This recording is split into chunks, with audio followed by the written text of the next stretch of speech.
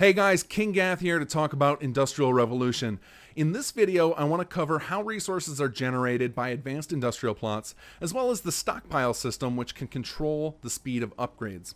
So with the advanced industrial plots, I wanted them to stand out not only visually with new machinery and animations, but also have a more interesting way to upgrade. So rather than following the normal pattern of level 1 you get a certain level of resource, and then level 2 you get a little more of that, and level 3 more so, instead the advanced plots follow the pattern of first you mine a basic resource, and then at level 2 you convert that resource into something more advanced. For example, wood can be turned into paper. Then at level 3, the building will make use of that advanced resource. So in order to facilitate those upgrades, your settler needs to have a good stock of the previous resource, and that's where the stockpile comes in. So if you go up to your plot and choose the Access Stockpile option, you'll see the type of resource that's being created by this plot. Now, part of these resources are being dumped into the workbench for your use. The other part are being stockpiled away for when they upgrade.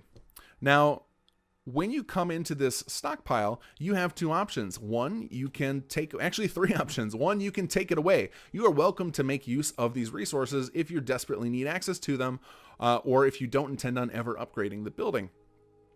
Two, you can leave this alone and let your settler be, and let it naturally go through its progression, which is what I think a lot of people will do. You're gonna, if you want to play like Sim Settlements always has, you can completely ignore this mechanic. This is a detailed mechanic for people who want to get into the nitty gritty. And then three, you can donate resources to speed up the upgrade. The more resources of the types that you find in here that you add to it and donate, the quicker this building will upgrade. Now, there's one other way you can actually play with this. If you watched the 2.0 video, you know that I recently added the ability to control whether or not buildings upgrade manually or automatically. So if you come into your holotape, you'll notice that there's a separate section called Upgrades Advanced, and that directly controls advanced plots, including the advanced industrial. Now, right now, that's all it controls. In the future, I imagine some add-on authors are going to get creative and make use of the branching upgrade code and turn their buildings into advanced, but right now this only affects the industrial from the advanced plot. So if you turn this on to manual, you'll now have to manually decide when to upgrade this. But when the building has reached enough of a stockpile and enough time has passed where it could upgrade, and you choose not to upgrade it, it will go into kind of a hyper acceleration mode and start generating double the resources.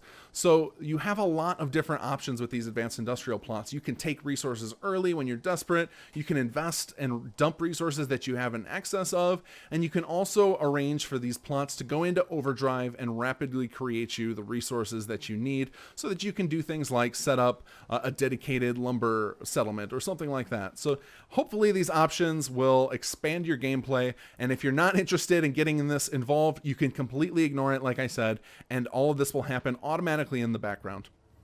All right, hopefully that cleared up how exactly resource generation and the stockpile system works. If you have additional questions, please hit up simsettlements.com and post your questions on the forums, and I'm sure myself or somebody else can explain exactly how the system works. All right, in the next video, we'll talk about the branching upgrade system, or what I've also called the tech trees of Sim Settlements.